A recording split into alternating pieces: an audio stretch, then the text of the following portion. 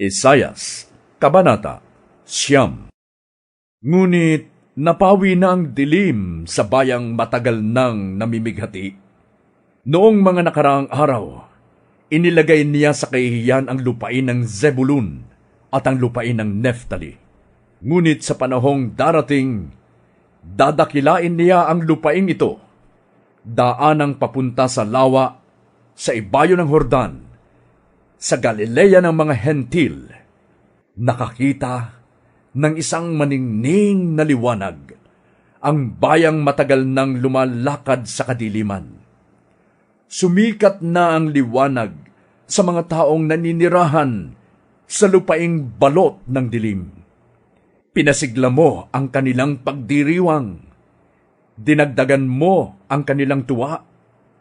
Nagagalak sila na parang panahon ng anihan at parang mga taong naghahati-hati sa nasamsam na kayamanan. Sapagkat binali mo ang pamatok ng kahirapan at mga bigatin sa kanilang balikat ay pinasan. Pamalo ng mga mang-aapi, iyong binali, tulad sa Midian na iyong ginapi. Ang panyapak ng mga mandirigma at ang lahat ng kasuotang tigmak sa dugo ay susunugin, sapagkat isinilang ang isang sanggol na lalaki para sa atin. Ibibigay sa kanya ang pamamahala, at siya ay tatawaging Kahanga-hangang Tagapayo, Makapangyarihang Diyos, Walang Hanggang Ama, Prinsipe ng Kapayapaan.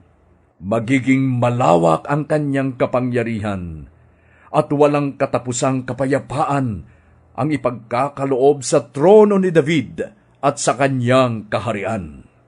Itatatag niya ito at pamamahalaan na may katarungan at katuwiran mula ngayon at magpakailanman. Isasagawa ito ni Yahweh na makapangyarihan sa lahat. Nagsalita ang Panginoon laban kay Jacob sa kaharian ng Israel. Malalaman ito ng lahat ng tao sa Ephraim at ng lahat ng naninirahan sa Samaria. Ngunit dahil sila'y pangahas at tunay na palalo, sila ay nagsabi ng ganito: Gumuhuman ang mga gusaling yari sa tisa, magtatayo naman kami ng gusaling yari sa bato. Maubos man ang mga punong sikamoro, papalitan namin ng cedar ang mga ito. Kaya sila'y ipasasalakay ni Yahweh sa kanilang mga kaaway. Ang Israel ay sasakmali ng Syria mula sa silangan at ng mga Filisteo mula sa kanluran. Ngunit hindi pa rin mawawala ang matindi niyang galit at patuloy pa niyang paparusahan ang bayang Israel. Ngunit hindi pa rin magsisisi ang bayan kahit na sila'y parusahan. Ayaw talaga nilang magbalik loob kay Yahweh na makapangyarihan sa lahat. Kaya sa loob lamang ng isang araw ay paparusahan ni Yahweh ang mga pinunot mamamayan ng Israel. Para silang hayop na pinutulan ng ulot buntot. Ang uloy ang matatandang pinuno na iginagalang at ang buntot na may mga propetang bulaan. Iniligaw ng kanilang mga pinuno ang bayang ito, kaya ang mga tagasunod nila ay nagkakagulo. Dahil dito, hindi kinalugdan ng Panginoon ang kanilang mga kabataang lalaki. Hindi niya kinahabagan ang kanilang mga ulila at byuda. Lahat sila'y walang kinikilalang Diyos at masasama.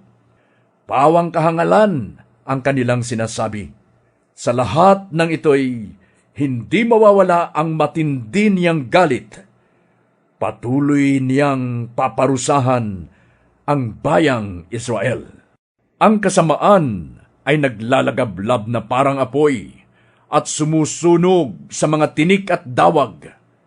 Tutupukin nito ang masukal na gubat at papailan lang ang makapal na usok. Susunugin ang buong lupa dahil sa poot ni Yahweh na makapangyarihan sa lahat. At ang mga tao'y parang mga panggatong sa apoy at walang ititira sa kanyang kapwa.